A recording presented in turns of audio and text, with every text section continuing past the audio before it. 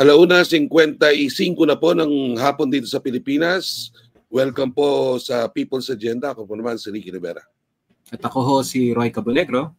Okay, patuloy po yung sinasagawang paglalahad ng ating mga congressman dito po sa Quadcom Committee on yung mga observations po nila sa ginawang investigasyon dito sa confidential funds ng Office of the Vice President. So, lahat po ng members ay nagbibigay ng kanilang mga positioning at mga observations. At hindi po natin alam kung saan magtutungo yan kasi sabi naman ng committee, by next year, itutuloy pa rin nila yan. So, hindi natin alam kung aabot din yan dun sa impeachment complaints na nakahain ngayon kay Sara Duterte. Kasi malapit na ho ang recess ng Kongreso. Diba? Kasi kailangan nilang mag-recess, mag-holiday, at yung mga Christmas break. Oo, siyempre mahalaga yan doon sa mga tatakbo. No? Both for re-election and for new positions. That's so, right. Yung kaya, pag holiday ho kasi talagang, ano yan, sacrosanct yan sa mga politiko. That's Ngayon, right. panawagan ho natin sa ating mga kababayan ngayon na protektahan po natin ang ating Vice Presidente. Yan. Protektahan po natin siya. No? Kasi baka sa malamang at sa hindi, sa obserbasyon ng Kongreso at ng ilang at libo-libo at milyon nating mga mamamayan, mukha yatang nagkaroon ng pag-break dun sa kanyang oath, no, bilang Vice Presidente. So, okay, kailangan natin siyang protektahan. No? Mamaya, sasabihin namin kung bakit. Pinoprotektahan natin ang ating Vice Presidente sapagkat lumalabas na ito po kasi yung oath niya. Ano yung oath, Roy? Yung sinumpaan niya nung nag-umpisa siya. Diba? Nagtataas sila ng kamay at nilalagay ang kabilang kamay sa Biblia. Yes. Ito po yung sinumpaan. Under pa yan, ano? Justice normally ang nagbibigay.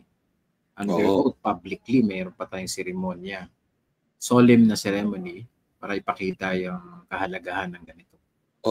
Ito pong pangako ito ay ginawa niya sa harap natin, That's mga right. sambayanan. At ano po yung pangakong yan sa Ingles? Preserve and defend its constitution. Constitution natin, preserve and defend. Execute its laws. Do justice to every man. And consecrate myself, siya, Presidente Sara Duterte, to the service of the nation. Okay. Ayan po, malinaw ha. Preserve and defend its constitution. So, execute its laws. Preserve and defend, ibig sabihin, kung ano yung nakalatag sa konstitusyon, kanya pong ipe-preserve ito, hindi babaguhin, hindi mo modify, kundi didepensahan pa nga. Diba?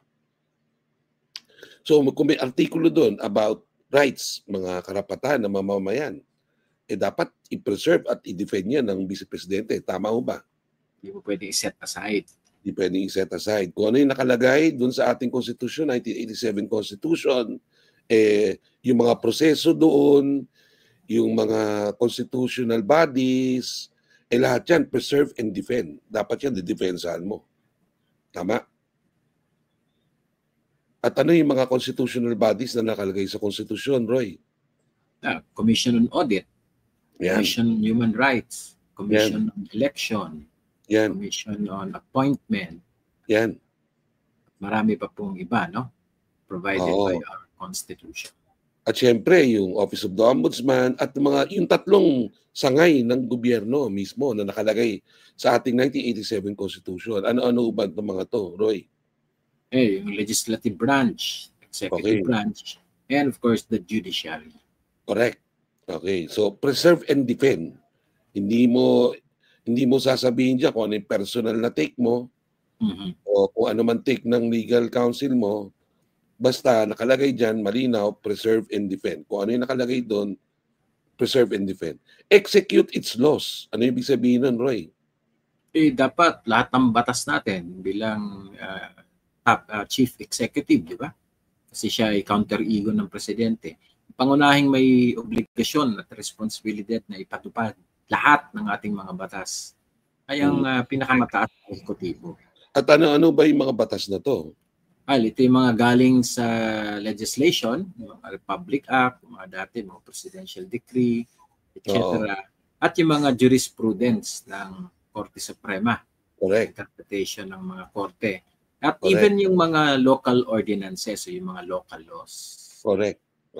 So walang ifs and buts there.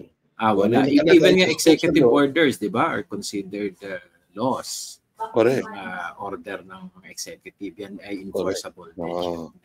Tama ka doon, mga desisyon ng hudikatura, mga proseso ng hudikatura, mga batas o rules sa Congress mismo.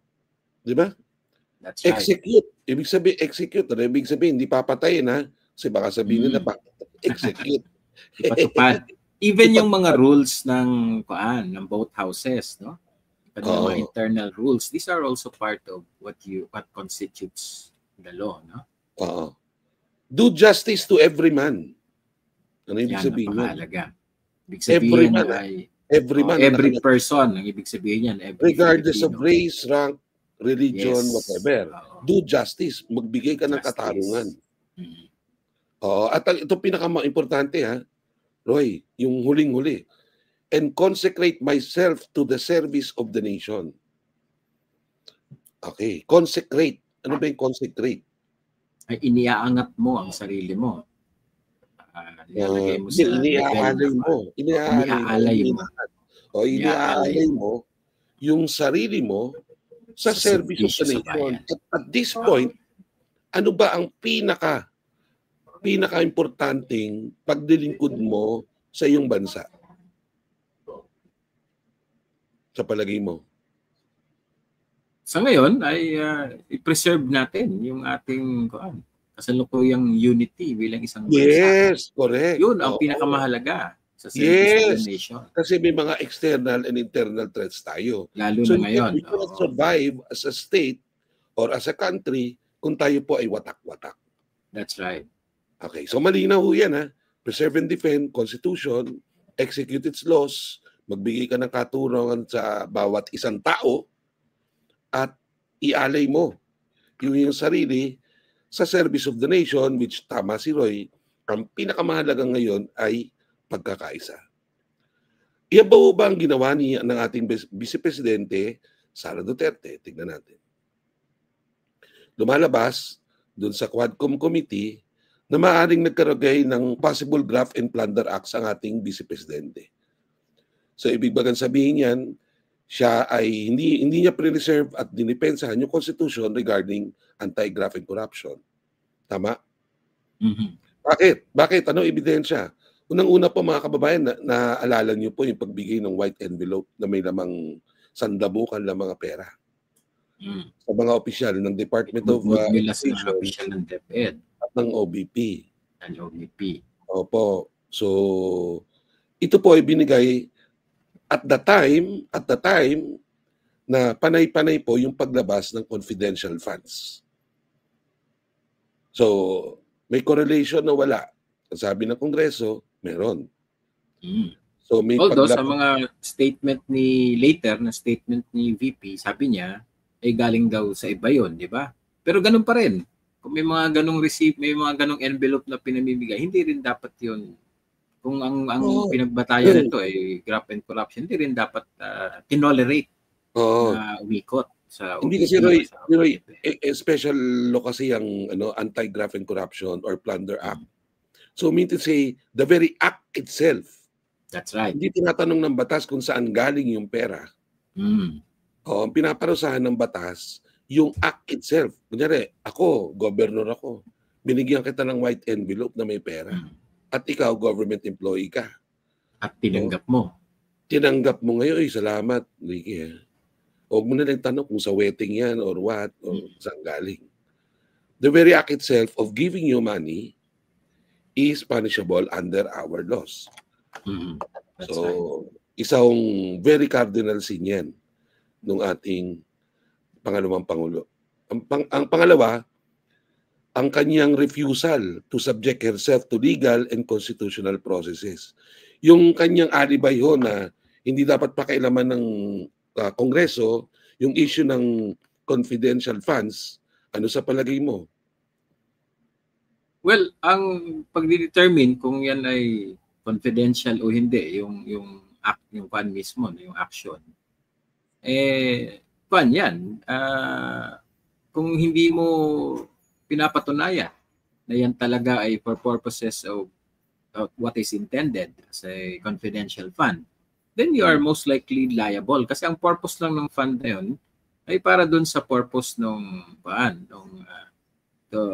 for which it was intended. Ngayon, kung hindi mo nga mapatunayan na dun siya ginamit, hindi naman tinatanong kung anong kanino binigay, for what purpose na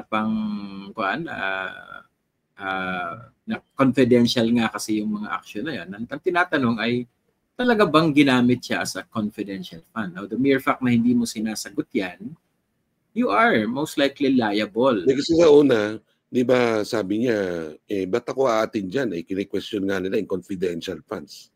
Di ba? So that in itself, sa palagay ko, hindi niya kinikilala yung proseso. Kasi yung proseso, ano ba ang Kongreso in the first place? They are the holder of the public purse.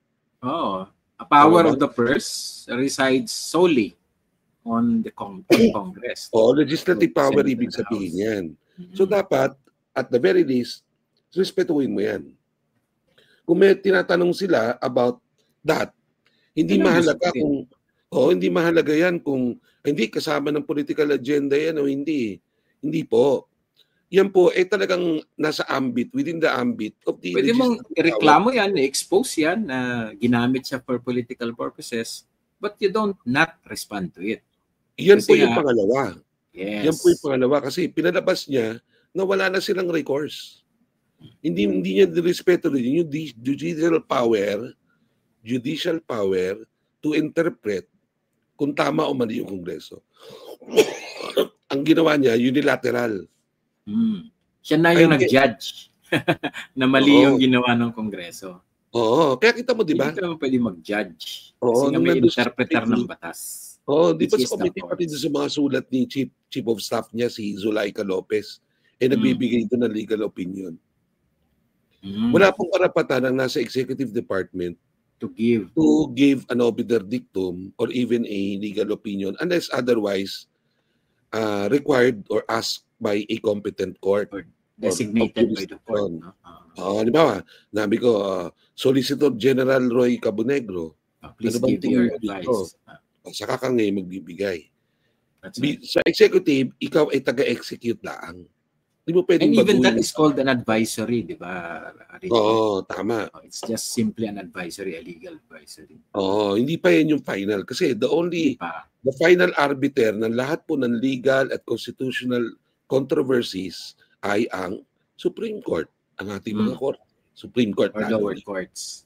Even mga quasi-judicial courts. In a limited sense. No? So pagka sinabi ng Kongreso na gusto namin itong pakialaman, gusto namin tanongin ikaw dahil bago kita bigyan ng budget, tignan ko muna kung yung budget mo na mga nakaraan ay nagamit sa tama. Hindi naman namin tinatanong kung yan ay pabuya.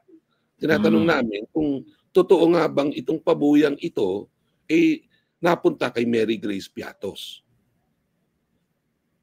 Ayun yun. Di ba? Na sinertipikahan mo Kasi sa bawat report nyo sa COA, merong nakalagay doon na certification of the Vice President. So pagka sinertipikahan mo at ikaw bilang abogado, alam mo naman yun, ibig sabihin, inilalagay mo yung reputasyon mo doon, inilalagay mo yung legal representation mo bilang head of office. Tama, Roy, no? Tama.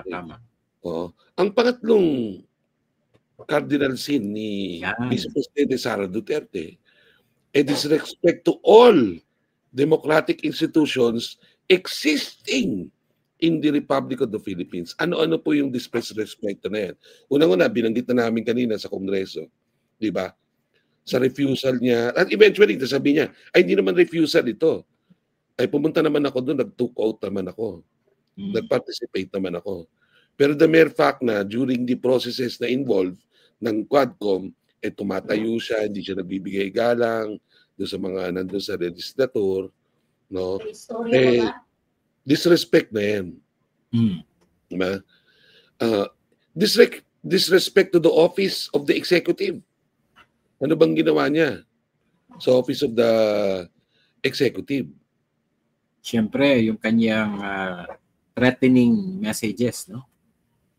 Inilihad niya sa publiko kung saan ay binatikos niya ng mga seryosong charges.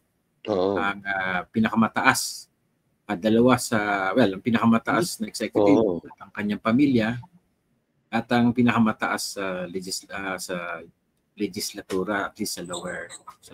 Pero bago yun, Roy, may mga sinabi pa siya unfit to rule, unfit to govern. Dahil yun ang bungad niya. Bangag, ba't niyo pa drug test? Lahat tayo magpo-follicle test. Diba? Lahat tayo may psychosocial test. Lahat na ng test, pati nga daw bar. Yun kasi question ang integrity, no? Integrity ng ating chief executive. Bring it on, kumbaga. Kaya nga, na-contextualize yun dun sa drag you to hell, no? Disrespect to the judiciary. Disrespect. Bakit? Nung panahon na nilatawan ng contempt charge itong kanyang chief of staff, pati yung isa pa, yung kanyang si Acosta, no? At sila ay kinulong. Ano bang disrespect siya yung ginawa niya? Unang-una, sa kanyang sariling profesyon. Tinalaga niya, vice presidente ito tinalaga niya yung sarili niya bilang legal counsel ng chief of staff niya. Yan. Kasi may napaka-simple at napaka-simple na fundamental naman nakasaad sa batas na kapag po ikaw ay government official, ay hindi mo po pwedeng exercise yung iyong profession. Bilang abogada, alam niya yan Hindi lang naman nasa Code of Ethics yan, kundi talagang rule yan na hindi ka pwedeng mag-exercise. Set aside mo muna ang iyong profession dahil ang ginagampanan mong papel, pangunahin, ay yung saan ka na-elect. Pati marami yung Supreme Court decisions about that, no? Iyan ang isa, kalawa. Una, no? Respect. Pangalawa, yung pinalabas niya na wala daw silang pupuntahan. Saan kami pupunta?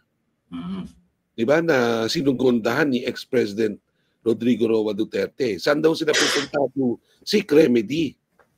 Doon sa, specifico nilang sinabi yun sa mga press conference nila, Roy. Saan sila pupunta specifically on the matter of their chief of staff na maraming alam na sekreto, paano nila makukuha ito? Dahil inano na nga kinontempt na.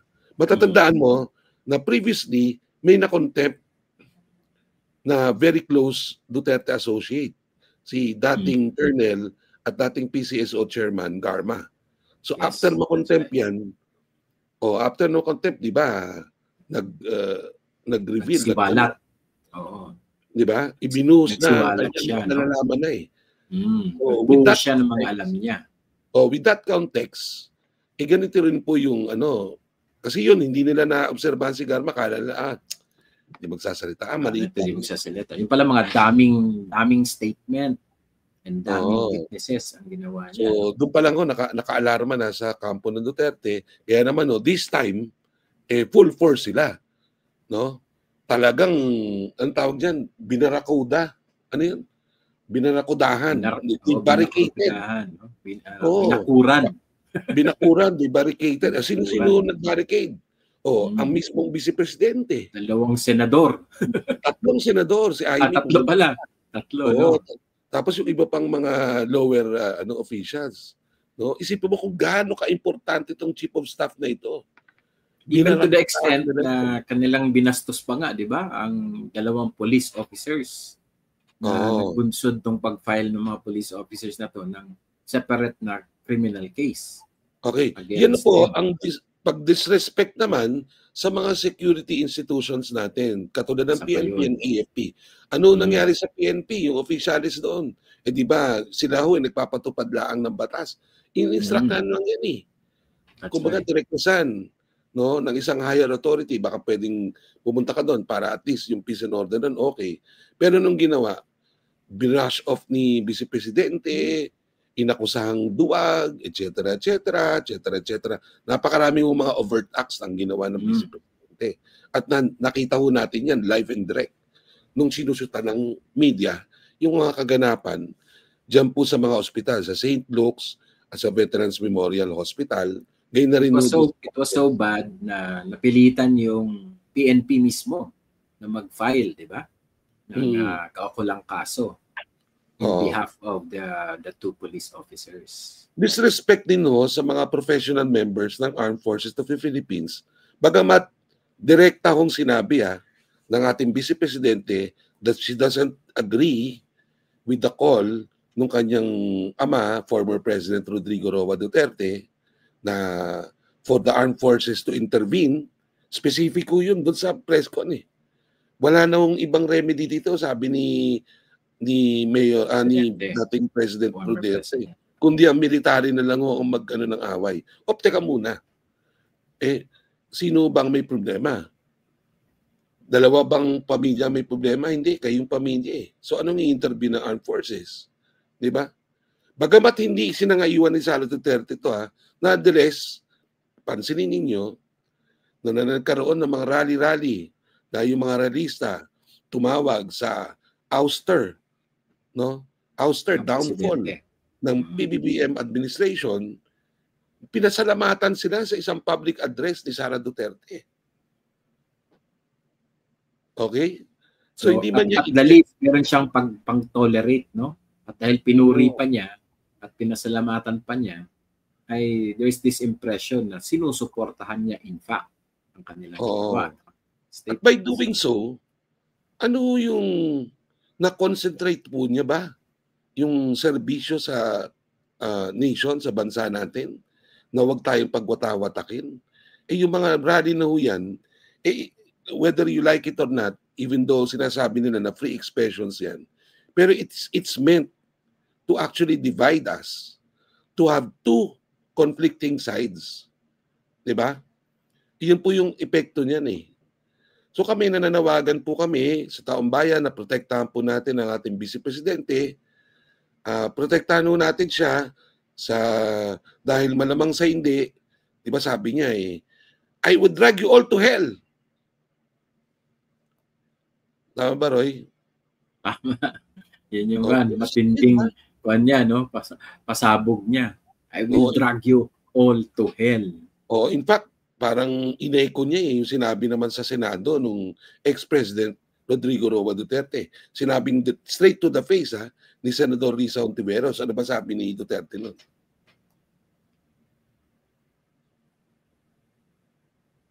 Magkita-kita tayo sa impyerno. Oo, tama. Di ba yun ang sinabi ni Duterte? Tapos ano naman, I would drag you all to hell. May mura pa eh. Okay. Vice President Sara, gusto namin kayo protektahan sapagkat malamang sa hindi po at malapit-lapit na, baka yung mga demonyo nanggaling sa impyerno. mukhang nagdilang demonyo ata kayo, BP. Kasi mukhang papalapit na sa iyo. Itong mga demonyong ito. Yung mga demonyo. Paano gawin yan? Yan po, kaya kailangan natin protektahan. Kayong mga pro-Duterte, protektahan nyo na. Yung mga hindi naman Duterte, protektahan nyo na yan. Agarang dasal, agarang pagbabantay. Maski kami dalawa ni Roy dito at 10 ng mga kaibigan namin, protektahan natin kasi ayaw natin na isang kaluluwa. Maski isa. No, lalo na yung Vice Presidente. Ay mapunta sa demonyo. Di ba? Kasi nanawagan lumapit tuloy. Paano ba yan? Mag-subscribe and like po kayo at mag-comment. Ano ba sa palagay ninyo? Protektahan po natin o hayaan na lang natin? Kung meron kayong suggestion paano protektahan, lagay niyo dyan. Lagay niyo. Kasi binabasa niyo po ito Baka may mapulot na ideya, no? Magandang ideya. Lagay niyo dyan. Poprotektahan ko si VP Sara sa ganitong paraan. Yan. Lagay niyo lahat dyan. Kung forever Duterte kayo, lagay niyo dyan. Lagay niyo dyan. So, yun po ang panawagan po namin dito sa People's Agenda. Protect and defend Sara Duterte at all costs against all demonic forces that will probably try to snatch her from our midst. Protect Mabuhay her po against hell. Mabuhay tayong lahat.